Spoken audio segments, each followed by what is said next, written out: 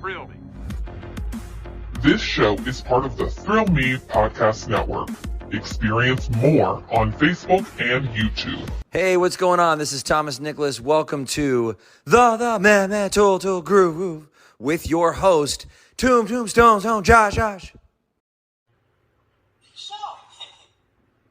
you like heavy metal?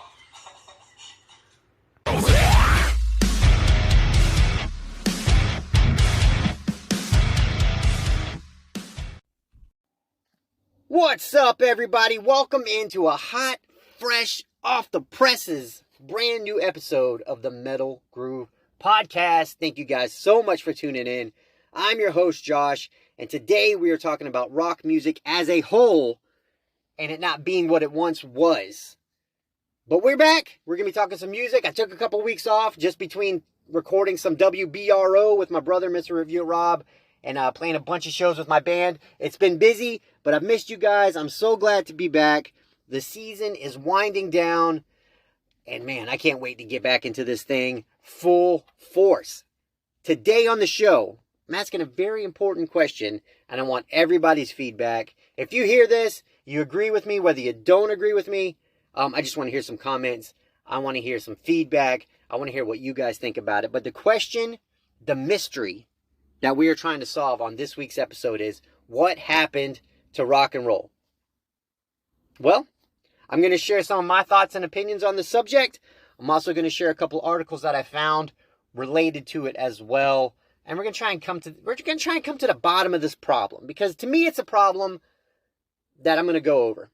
I miss it. I feel like that power's not there anymore, and I just want to get to the bottom of this mystery.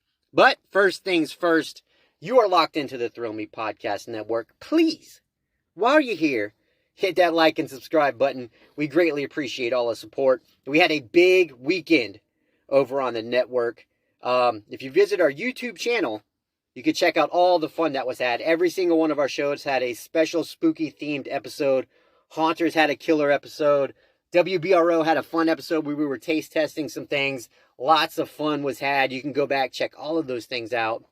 And, just throw Me Podcast Network into your Google machine. Some other things might pop up when you do that, like our TeePublic store with some phenomenal shirts, especially that Stay Metal t-shirt you can grab over there. You also can find us on Instagram and Facebook in case you want to contribute to our episodes or give us any kind of feedback or commentary. We love doing that, man. And like we always say, be a friend, tell a friend, and help us grow. But this week's show right here is all about rock music, man. And let's jump into a song right now because, one, I don't know how long this episode is going to go. So we need some music to kick this bad boy off and put us in that awesome state of mind, man. So stay tuned. Crank this one up. We'll be right back.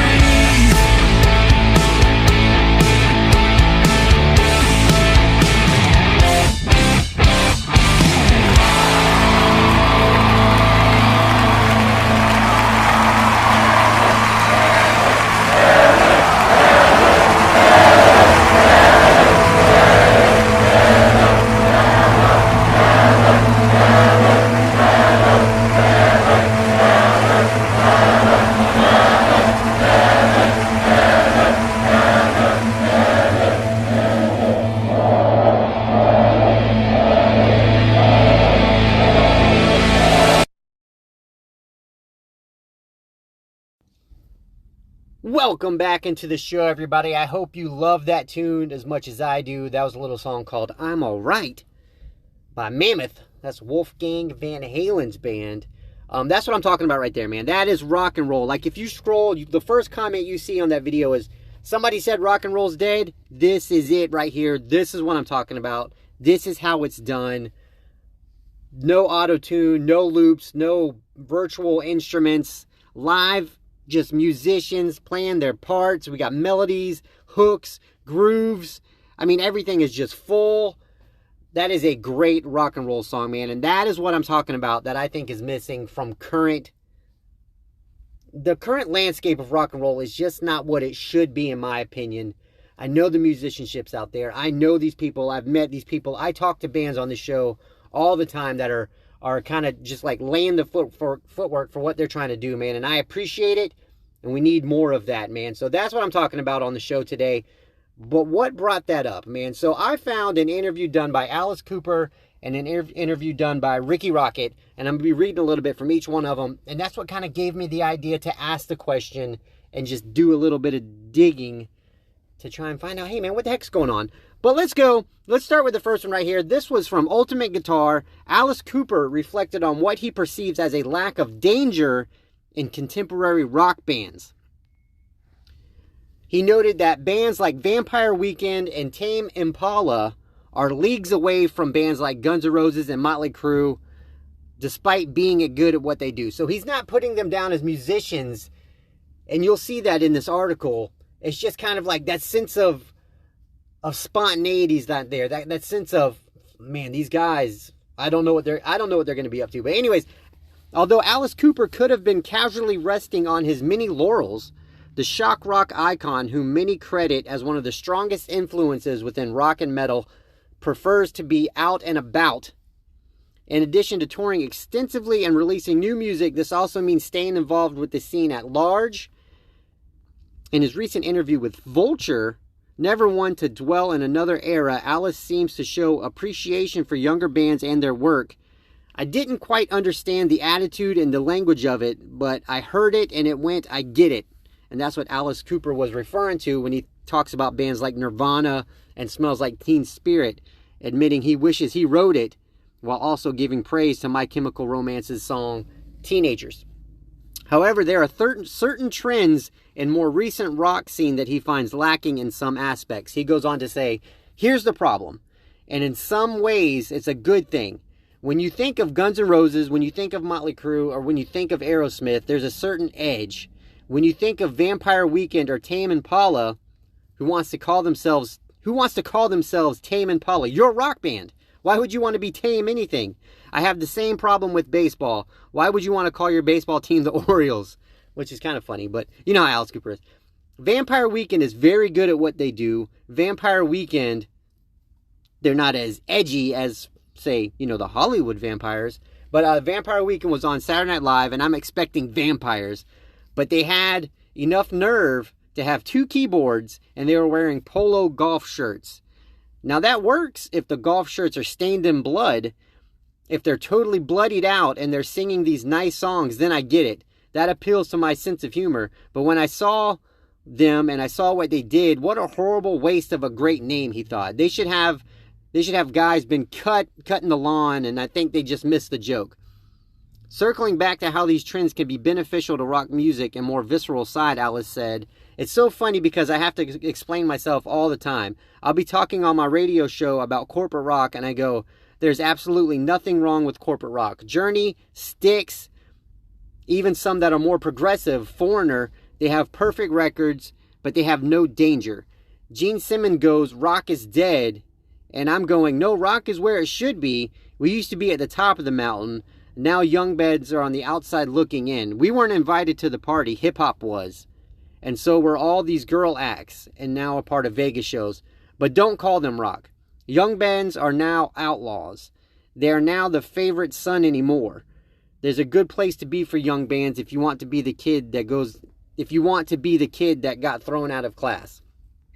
In conclusion, Alice goes on and he admits how the likes of Vampire Weekend and Tame Impala also have their merits, but how they don't represent what he describes as a rock attitude.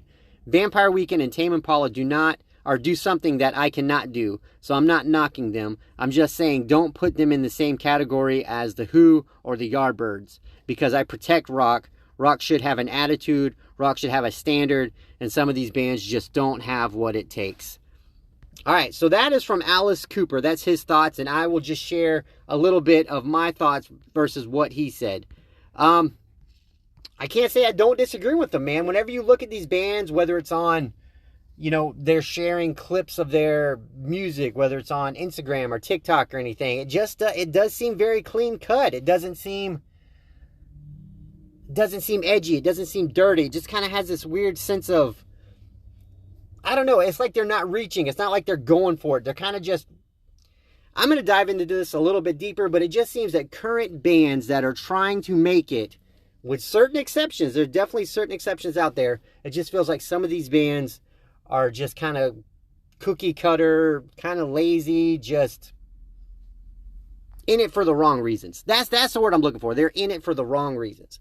All right, anyways, moving on.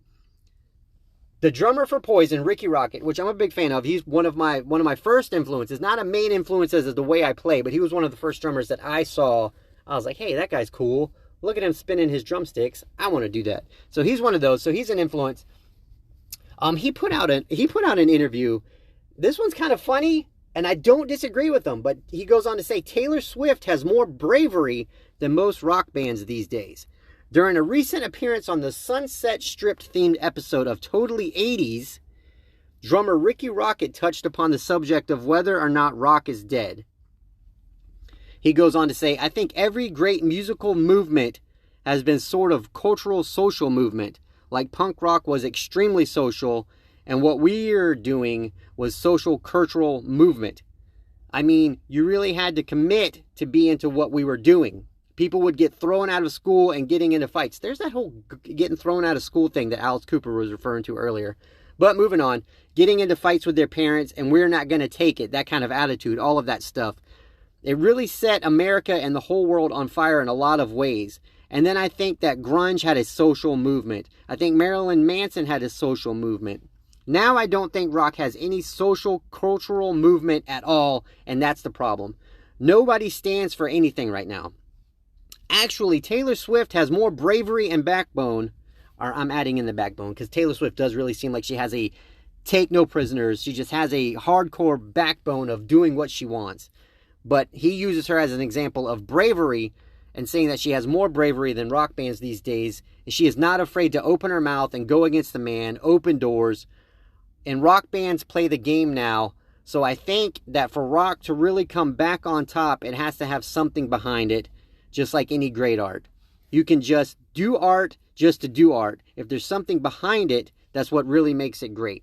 He goes on to add, I always say in all of my videos, take care of each other, keep rock alive. I am trying desperately to keep rock alive. I want to see it more than anything in the world. It's so important. But sometimes in retrospect, somebody will say, I remember the headline. I think it was the New York Post or whatever from the rock era. It's like gone in journalists' mind. It's very frustrating. Rocket previously talked about the state of rock scene during an April Cameo, Iconic Rock Stars panel convention. At the time, he said, I think that organic rock music is absolutely going to go into the forefront again, but I think it needs to reinvent itself a little bit. People need to be a little more creative in rock. It's a little bit too like this guy could be in that band, he could be in that band, he could play with this guy, and everybody looks the same and plays the same. There needs to be a little more movement and a little more of a scene. When I was growing up, there was a punk scene and there was a rock scene and and then metal came along. There were different scenes and it created a lot of energy. Rock's been a little stagnant for a while.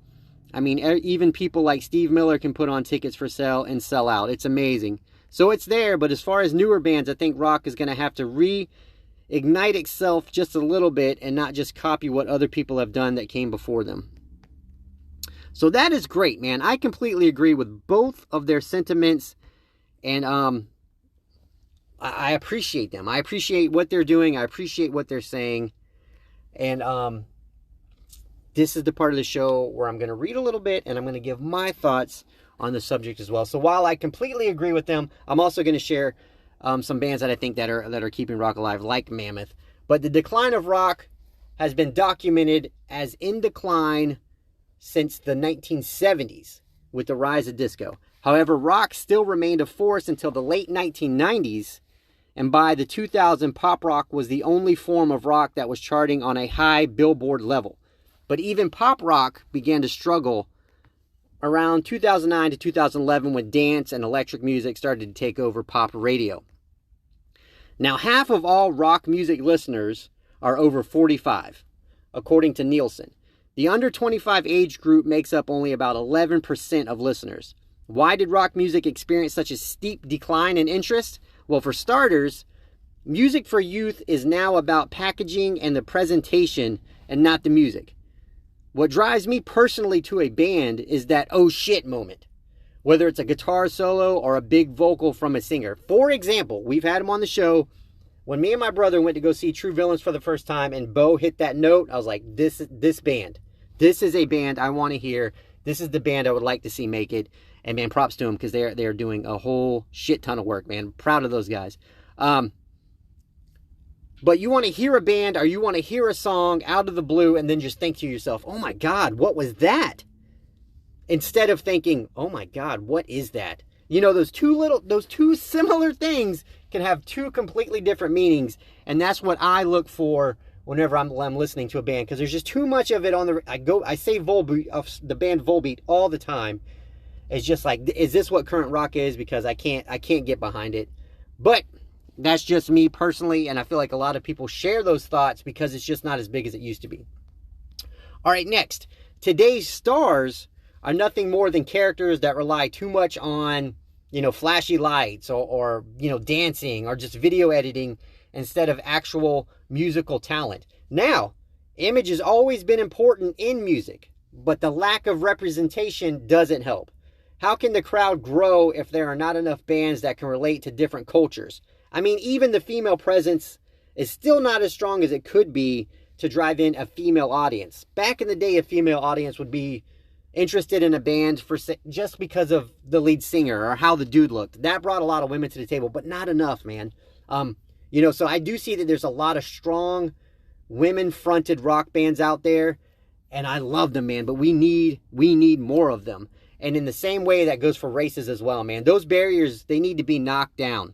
They need to be knocked down. We need to have more of a world cultural phenomenon that just includes everybody to put rock back on top, man. All right, but also, it's all about making money now. And what can a person do to make the most money that they can? That's be a single artist. They have to be on their own and not in a band. Bands, that's really what's missing from the rock landscape these days, man. It just seems that there's not as many new bands joining the spectrum. All right, other reasons. From an article I found, they suggested maybe not enough fun rock music is being made. Many people want music to provide an escape from their problems. Many fans of rock music moan about the death of real music, and this could be a turnoff to some people. Like if you're trying to share a band to somebody and you're telling them what you like versus what you don't like, that kind of can turn them off on trying new things. And that's going to bring less ears to the party, man. Sometimes music should be fun. Sometimes it should be serious. Sometimes it can be ridiculous. Sometimes music should be about things that we can all relate to. Sometimes it can deal with social issues, man. If you go back to those bands of the 70s and the 80s that still thrive today, man, they're still played on the radio. They're still selling out arenas. It's remarkable, man. But they covered topics, man. They knew how to party, but they also knew how to love. And most importantly, they knew how to play their instruments, man. So that's one reason. Another reason, maybe it's simply the changing of tastes. It isn't just guitar-driven rock and roll that has fallen out of favor. I mean, if you go back and look at the generations of music, man, Motown, soul, funk, reggae, disco are all no longer topping the charts either. All of these genres and rock music are major influences on modern pop music, including hip-hop. But in that sense, rock music continues to live on, even if it's in a different format, man. It's not the same, but, the stepping stones are there. Rock and pop music now exist in different spheres. Even the biggest bands struggled to crack the top 20. But bands are on the back foot within alternative music itself. One theory is that major labels avoid bands because of solo artists are cheaper and they're easier to handle. Jamie Osborne, whose Dirty Hit label has found success with bands and solo artists, he goes on to say, "We're actively trying to sign bands. I'm desperate to find a really young band that I could help develop. The problem is, there aren't that many around. It's more likely now that a kid will make music in isolation because of technology. In 1975, we were all friends meeting in a room to make noise.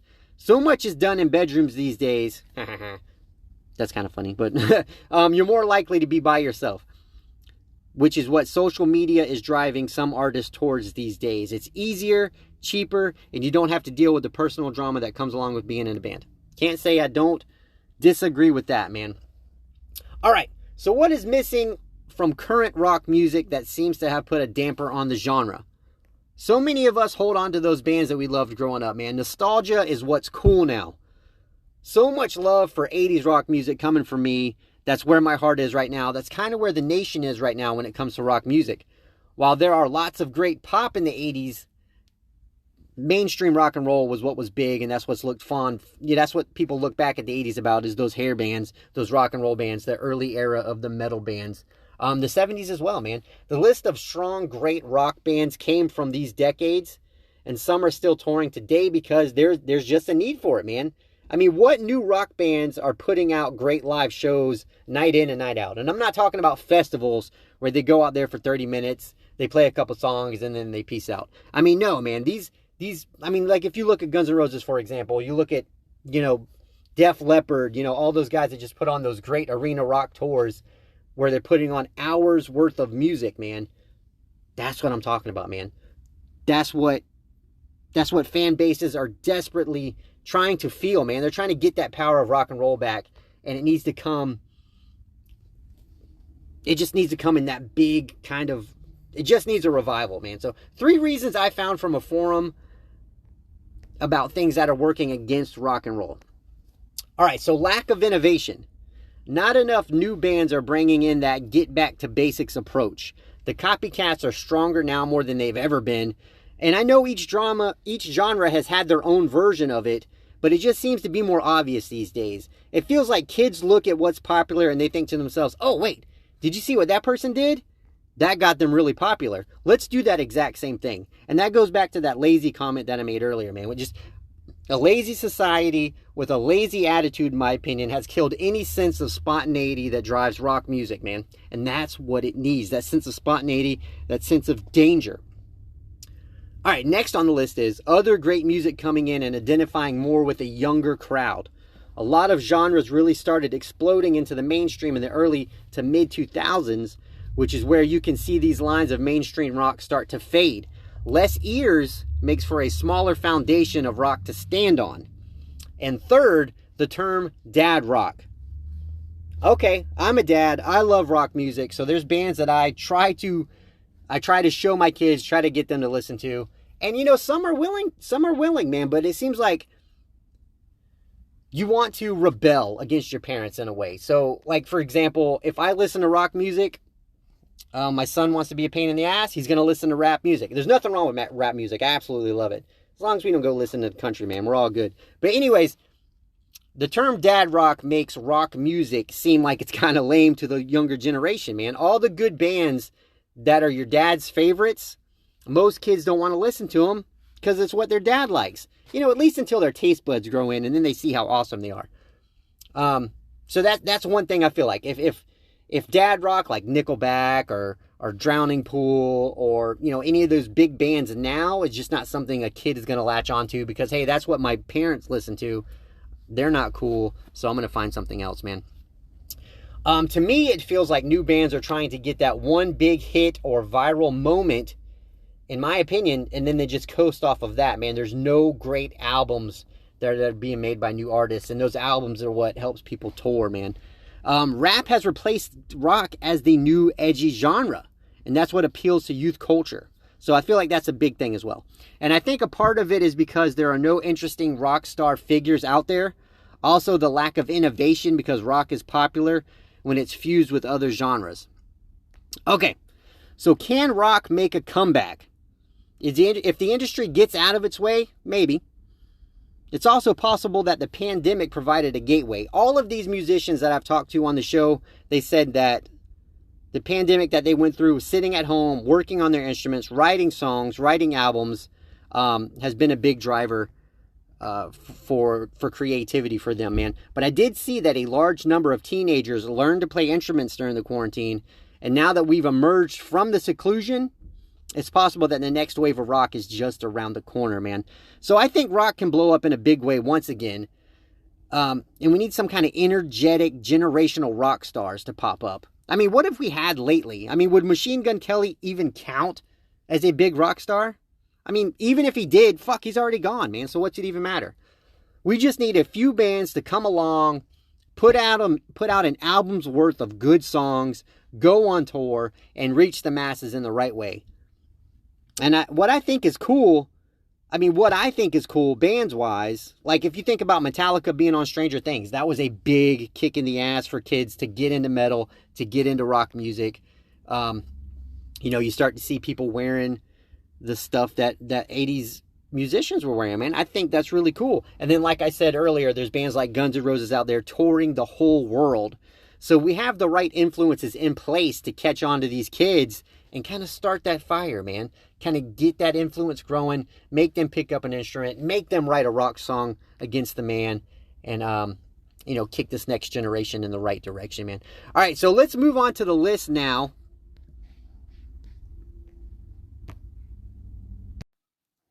All right, now we're going to dive into this list that I found of real musicians playing real music. A few of these bands are well known, but others are right on the crest of blowing up. And this comes from our friends over at K and Blues Muse. Put together a list of bands that are keeping rock and roll alive, man. So make sure you check out all of these guys if you haven't heard of them. Black Country Communion. They had one of the most highly anticipated albums that came out this year. Mammoth Wolfgang Van Halen, who we listened to earlier. Hannah Wickland, acclaimed rock guitarist, singer, and songwriter. Her album just released this month. The Dust Coda, a London-based rock and roll band, who just recently released their album called Loco Paradise. Mojo Thunder, 4-piece rock band out of Kentucky, very talented. They just released their brand new album back in March. Aaron Jones, rock guitarist, singer, songwriter, was nominated for Best New Rock Artist of the 2022 iHeartRadio Music Awards. Them Dirty Bones, old school southern rock band, gotta love that. The Warning, sister rock trio The Warning have been recommended a few times. Dirty Honey, yes, this is what I'm talking about, man. These are the kind of bands that go on tour with like Guns N' Roses and Kiss and the Black Crowes and stuff like that, man. This is the band everybody's talking about. These guys, Greta Van Fleet, they're definitely keeping rock and roll alive. Orianthi, even though Orianthi doesn't have a new album out, her last one, Rock Candy, is definitely worth the listen. Black Top Mojo, Texas rock band. Greta Van Fleet, Black Stone Cherry, Red Light King, Rival Sons. 2-time Grammy-nominated rockers Rival Sons just released their new album, Dark Fighter, back in June. The list goes on to continue artists like The Damn Truth, which is a psychedelic 4-piece rock and roll band. A Brazilian rock band called Electric Mob. The Cold Stairs, which has drawn comparisons to Led Zeppelin, the Black Crowes, Black Sabbath, just a few to name right there. A Welsh rock band named Skindred. Thunder Mother, an all-female heavy rock band. That's awesome. So we appreciate that list that they put out there. There's a few other ones I wanted to go over, like there's Glove. We have a band called Larkin Poe, White Reaper, which are really cool. Goodbye June, Crownlands, Tyler Brand and the Shakedown. Dorothy is like a combination of traits from some of your favorite women in rock and roll with a badass attitude of Joan Jett, the mysteriousness of Stevie Nicks, and the sheer vocal strength of Grace Slick. Dirty Honey, Greta Van Fleet. The list goes on and on, man. Make sure you check out all of those bands. I mean, hell, even on the show here, I've talked to some new artists like True Villains, Past the Fall, White Tiger, just to name a few, man. The list goes on and on of all the great young rock bands that I've talked to here. So go out there and show them some support. If there are any bands that you guys know about that I need to hear, please pass them forward, man. Please tell me about them so we can support them and help them grow. But if there's any bands you know about, please list them. If there's any I missed, if there's any bands that you love, I'll go listen to them, man, and I'll invite them on the show. Shoot, I'll invite them on the show. I would love to talk to any musicians all the time, and we're gonna hope to keep that trend going, bringing some more bands on the show. But we're gonna close out with another new band that I happened to stumble across. That are kind of keeping that old school flavor around for us to savor and chew on, man, and just enjoy. They're a band called Joyous Wolf. The song is called Fearless. And we're going to jump to that right in a second. Before I say thank you all so much for tuning in, man. I greatly appreciate all the support. I love hanging out and talking to you guys whenever I get a chance. And hope to be doing that more often here soon. But until the next episode, y'all take care. Stay metal.